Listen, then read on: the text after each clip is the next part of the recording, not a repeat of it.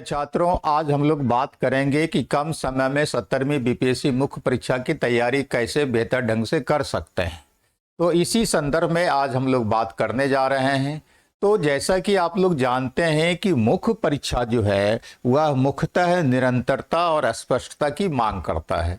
कहने का मतलब कि अब तक आपने जो कुछ ज्ञान हासिल किया है और जो आपका सिलेबस है, उस सिलेबस के आधार पर जो क्वेश्चन आपसे पूछा जाता है उसका आंसर आप अपने ज्ञान के आधार पर निरंतर रूप में और स्पष्ट रूप में कैसे लिख सकते हैं, इसी का जो एग्जाम होता है मुख्य परीक्षा। कहने का मतलब कि आपका जो ज्ञान है उस ज्ञान को एक श्रृंखलाबद्ध ढंग से कैसे आप लिख सकते हैं और जो कुछ आप लिखेंगे वो कितना कुछ स्पष्ट संदेश दे रहा है या देगा, इसी बात की परीक्षा मुख्य परीक्षा में होती है।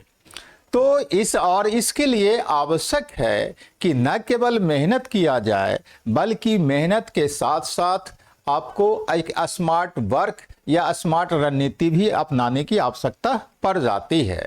तो जैसा कि हम लोग जानते हैं कि मुख्य परीक्षा के लिए कुछ टिप्स होता है, कुछ जो है सो मुद्दे होते हैं, या कहें कि कुछ ऐसा तरीका होता है जिस तरीके को अपना करके कोई भी लड़का मुख्य परीक्षा में बेहतर ढंग से अपना परफॉर्मेंस कर पाता है। तो सबसे पहले यहाँ पर हम लोग देखेंगे कि मुख्य परीक्षा के लिए क्या आवश्यक टिप्स होता है और उसके बाद साथ में हम लोग देखेंगे कि अब जो हमारे पास बेहद कम समय बचा है मुख्य परीक्षा के लिए, उतने कम समय में हम क्या तरीका अपना सकते हैं, क्या बेहतर रणनीति हमारे लिए हो सकता है।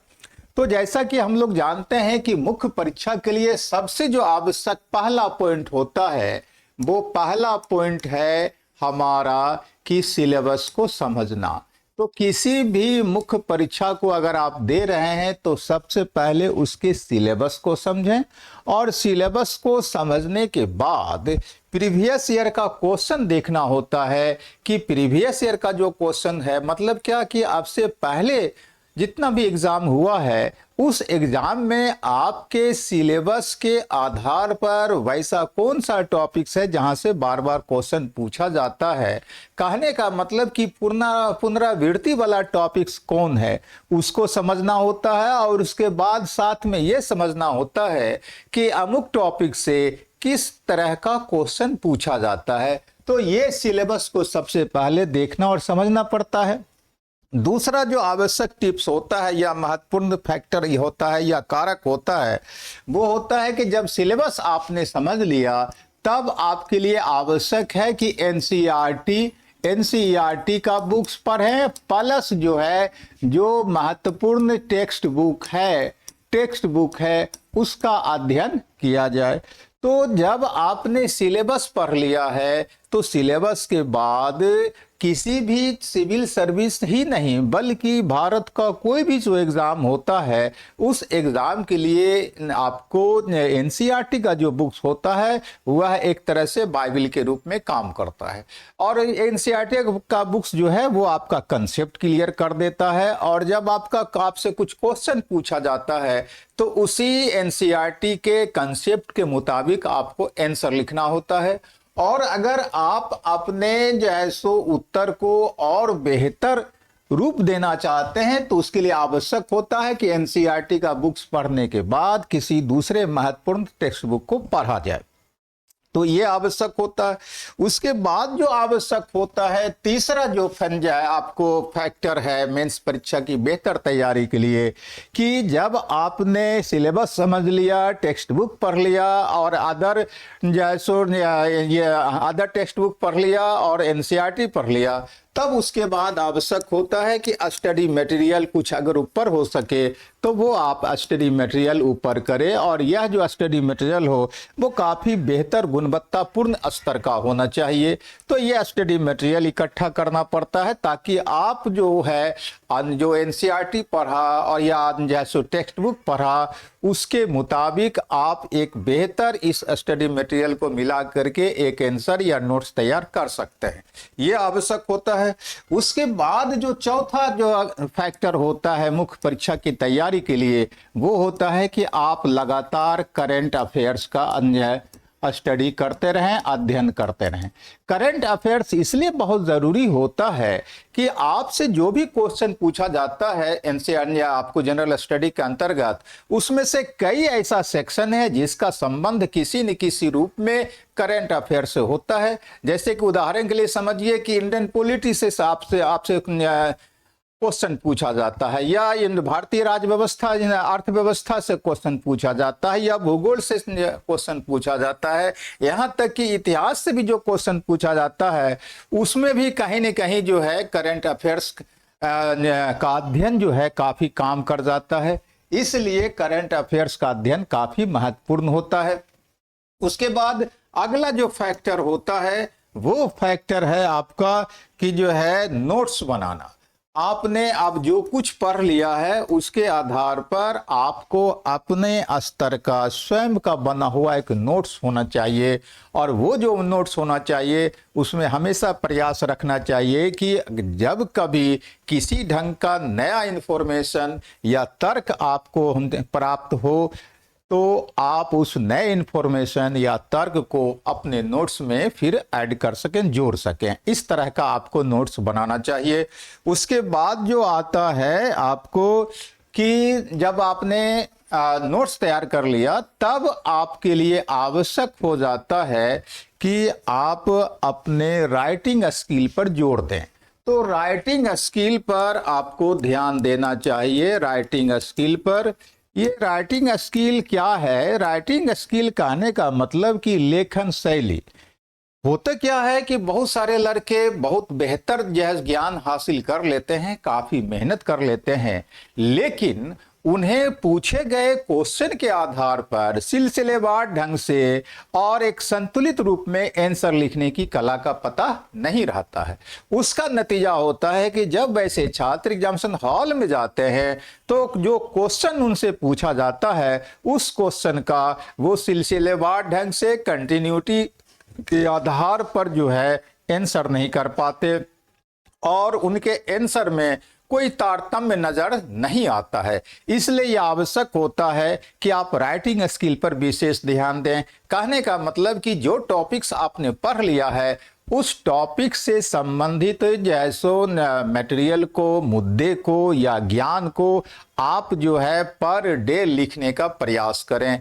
आप अपने जैसो ज्ञान को जितना लिखेंगे, आप अगर आज आपने सपोज कर लीजिए कि आज आपने भारत का राष्ट्रपति का चैप्टर पढ़ लिया, तो राष्ट्रपति के चैप्टर से संबंधित जो कुछ आपने जानकारी हासिल किया है उसको आप सिलसिलेवार ढंग से लिखने का कोशिश करते रहें। तो इस तरह से लगातार, और एक टॉपिक को आप 5 बार 10 बार लिखें, और जब लगे कि आपको सबसे बेहतर आपने ये जो है मैटर तैयार कर लिया है तो उसी मैटर को आप अपना आंसर मॉडल मान करके चलें और एग्जामिनेशन हॉल में उसी के आधार पर आप आंसर करें।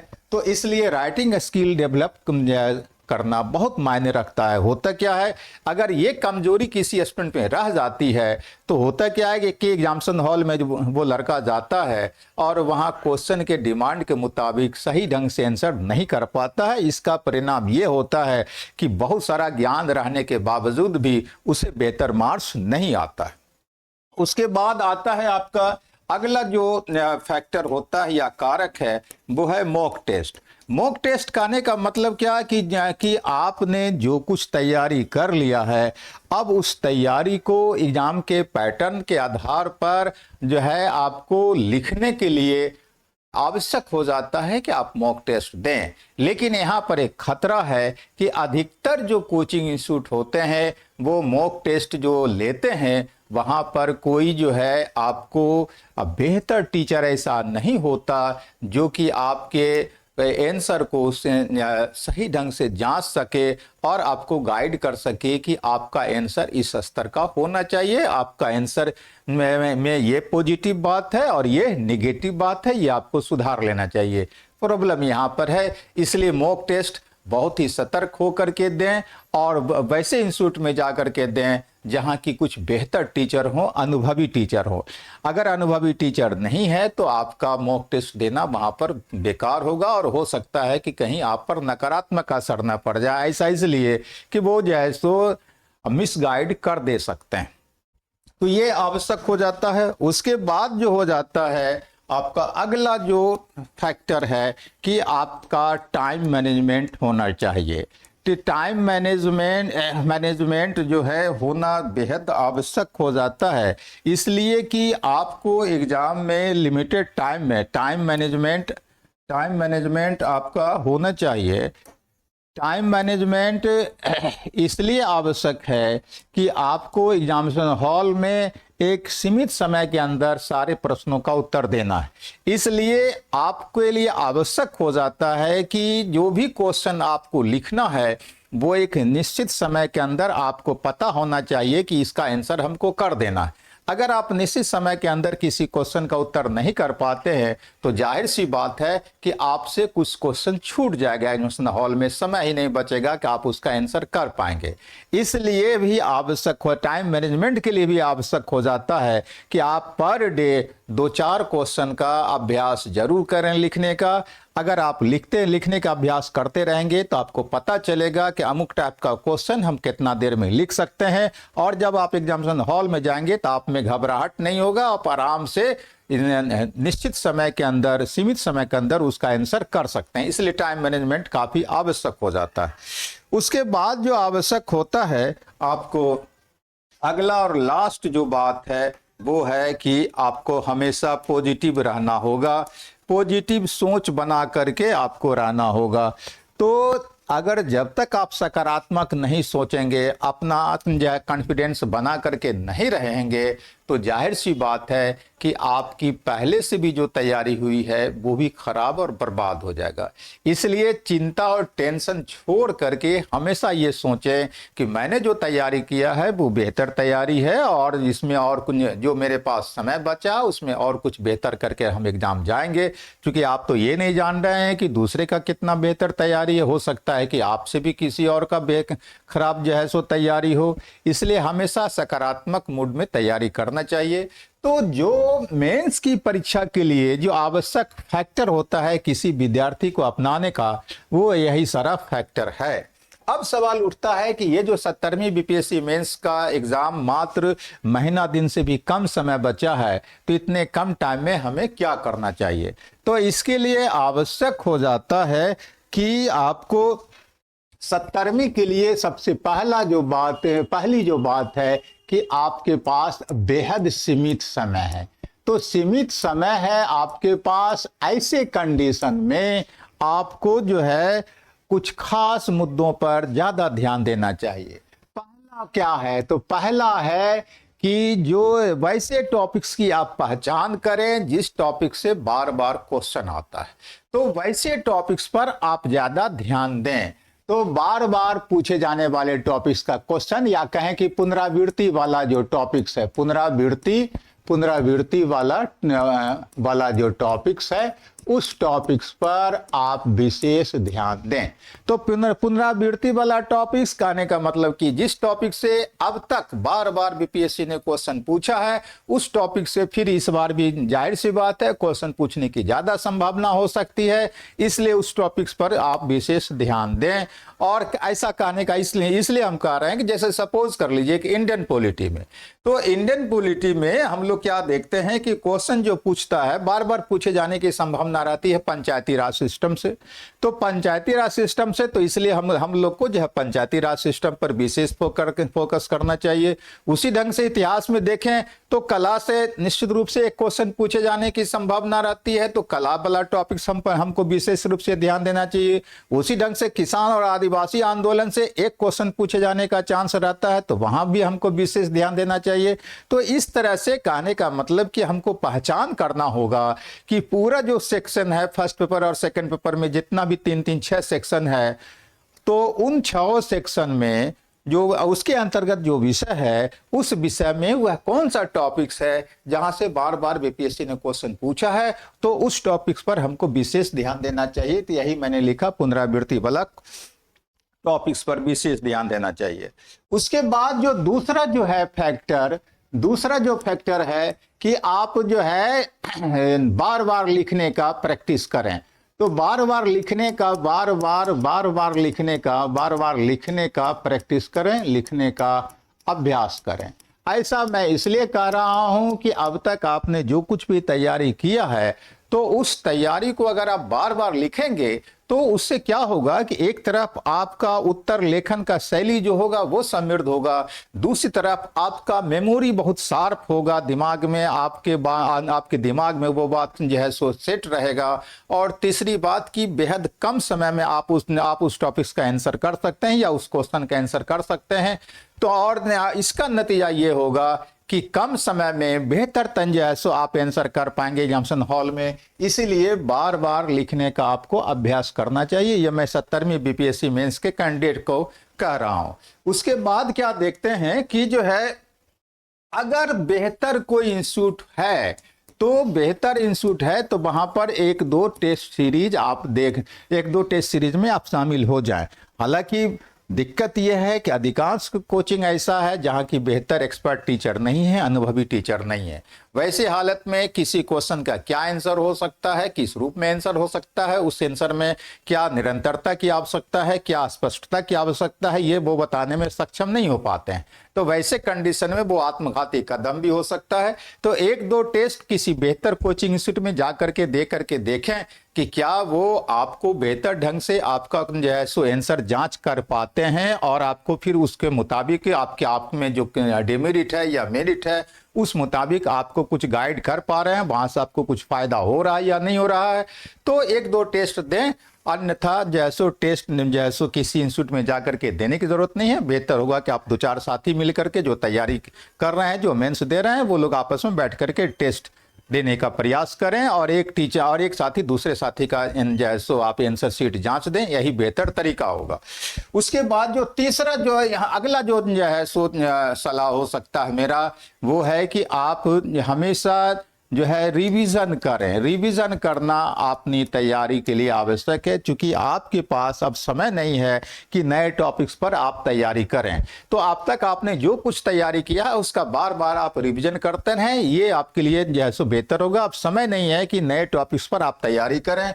उसके बाद अगला जो होगा हमारा सलाह, वो ये सलाह होगा कि जो कुछ भी आप आंसर लिख रहे हैं किसी भी सब्जेक्ट में, कोशिश करें कि उस सब्जेक्ट के उस टॉपिक्स का जो आंसर हो वो उसमें करंट अफेयर से संबंधित कुछ अगर डाटा है, करंट अफेयर्स में कुछ डाटा आया है, कुछ मैटर आया है, कोई केस का फैसला हुआ है, या उस टॉपिक से संबंधित कोई संविधान का आर्टिकल चर्चित रहा है, तो उस टॉपिक्स के उस क्वेश्चन में को आप वर्तमान में जो करंट अफेयर में के अंतर्गत जो आपको सूचना प्राप्त हुआ है उसको जो है लिखने का प्रयास करें।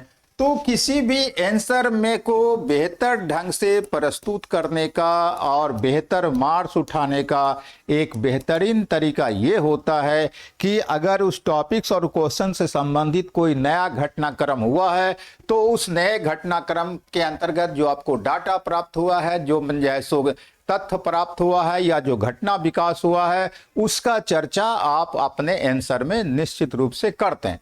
सपोज कर लीजिए कि जैसे बिहार के कला के बारे में दे रहा लिखने के लिए क्वेश्चन पूछ दिया है, तो आपको जो आजकल पिछले समय में जो बिहार के कलाकार को अवार्ड दिया गया है उस अवार्ड का भी चर्चा आप कर दे सकते हैं। सपोज कर लीजिए कि पाल कला के बारे में आपसे पूछा गया है, तो पाल कला के संदर्भ में जो हाल फिलहाल में आपको पुरातत्वविदों ने कुछ साक्ष्य इकट्ठा किया है उसका चर्चा आपको कर देना होगा। उसी ढंग से सपोज कर लीजिए कि पंचायती राज के संदर्भ में अगर सुप्रीम कोर्ट का कोई फैसला आया है तो उस फैसले का चर्चा कर दें। या सपोज कर लीजिए कि जो है अल्पसंख्यकों के अधिकार के सवाल पर कुछ क्वेश्चन आया है, तो आप वर्तमान में अगर सुप्रीम कोर्ट का फैसला आया है या कोई फैक्ट है उस संदर्भ में, तो संविधान से जोड़ते हुए उस फैक्ट का भी चर्चा जरूर कर दें। तो इसलिए करंट अफेयर्स का जो डाटा हो, जो जैसो तथ्य हो, जो फैक्ट हो, आप कोशिश करें कि अपने उत्तर में लिखने के दौरान उसका जो है सो चर्चा जरूर कर दें। अगर आप ऐसा कर देते हैं तो आपको ज्यादा मार्क्स मिलेगा दूसरे की तुलना में। तो मुख्य परीक्षा की तैयारी के संदर्भ में मेरा यही सलाह था। बाकी हम कोशिश करेंगे कि करंट अफेयर्स का जो महत्वपूर्ण टॉपिक्स है वो अगले क्लास में आपको बता दें। तो इसके लिए आवश्यक है कि आप मेरा चैनल सब्सक्राइब कर लें, लाइक कर लें, ताकि मुख्य परीक्षा के लिए जो आवश्यक करंट अफेयर्स का टॉपिक्स है वो जब हम वीडियो डालें तो आपको प्राप्त हो सके। थैंक यू, धन्यवाद।